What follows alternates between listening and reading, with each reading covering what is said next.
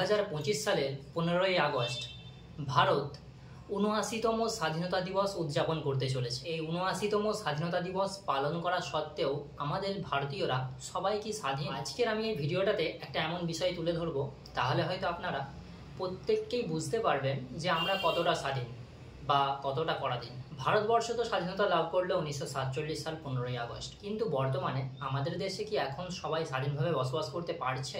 এটাই হচ্ছে আসল বিষয়।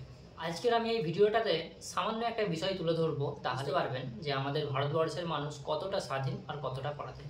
দিল্লিতে 15ই আগস্ট উপলক্ষে বলা হয়েছে মাংস খাওয়া বন্ধ থাকবে, এমনকি মাংসের দোকানও বন্ধ থাকবে। শুধু দিল্লিতেই নয়, এমনকি মহারাষ্ট্রের শিবাজীনগরে, তারপর তেলেঙ্গানার বেশ কিছু অঞ্চল যেমন হায়দ্রাবাদেতেও নিষেধ করা হয়েছে। হরিয়ানাতে এইখানেতে শ্রাবণ মাস মানে তো মাছ মাংসের কিছুই চলবে না, মানে মাছ মাংসের দোকান বন্ধই থাকে বেশিরভাগ শ্রাবণ মাস চললে। তো সেইখানেতেও একটা নিষেধাজ্ঞা জারি রয়েছে। ইউপি বা হরিয়ানাতে কখনো আসে তাহলে হয়তো আপনাকে কেউ বন্ধু হিসাবে জিজ্ঞাসা করতে পারে যে আপনি ভেজ না নন ভেজ। এখানকার বেশিরভাগ মানুষই মাছ মাংস ডিম কিছুই খায় না। এবারে বলুন, খাওয়া দাওয়ার ব্যাপারে যে স্বাধীনতা দিবস উপলক্ষে মানুষকে নিষেধ করা হচ্ছে, যে খাবার খাওয়ার ব্যাপারে নিষেধাজ্ঞা, তাহলে সত্যি ভেবে দেখুন তো মানুষ কতটা আজকে পরাধীন। স্বাধীনতা দিবস উপলক্ষে মানুষ আজকে স্বাধীন, এই দিনটাতেও নিষেধাজ্ঞা জারি করা হয়েছে মাংসের উপরে।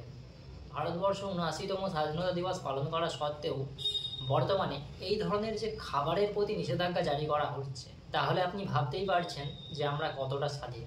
আপনাদের কাছে একটাই কোশ্চেন, কমেন্ট করে অবশ্যই জানাবেন আপনারা কি সত্যিই স্বাধীন? যদি ভিডিওটা ভালো লাগে তাহলে চ্যানেলটা সাবস্ক্রাইব করে পাশে থাকবেন।